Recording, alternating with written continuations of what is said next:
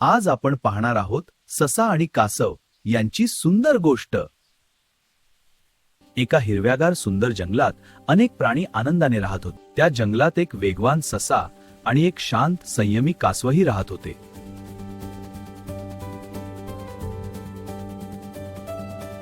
जंगलातील इतर प्राणी त्याचे बोलणे ऐकून हसत असत।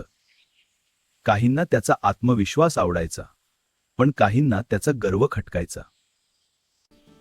अरे कासवा, तू इतका हळू चालतोस, तुला कुठे पोहोचायला तर वर्ष लागतील। वेग सगळं काही नसतो ससा, जर धैर्य आणि मेहनत असेल तर आपण शर्यत करूया। चालेल, मला तर जिंकणं अगदी सोपं आहे। दुसऱ्या दिवशी सगळे प्राणी शर्यत पाहण्यासाठी जमले। वातावरणात उत्साह आणि कुतूहल भरले होते। 1 2 3 आणि शर्यत सुरू झाली। ससा वाऱ्यासारखा धावू लागला, कासव मात्र शांतपणे आणि स्थिरपणे पुढे जात राहिले। हे तर अगदी सोपं आहे।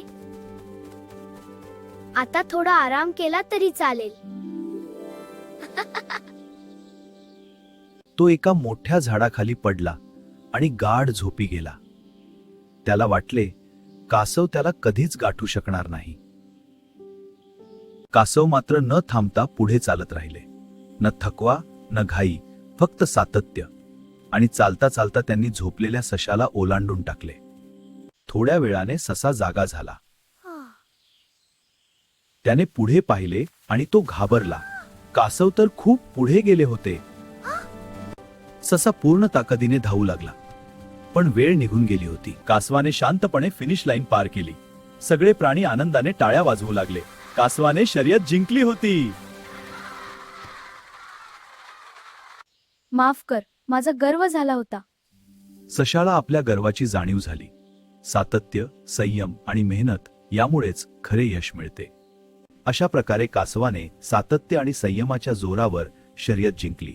आपल्यापेक्षा सत्यांकाला विसरू नका। धन्यवाद।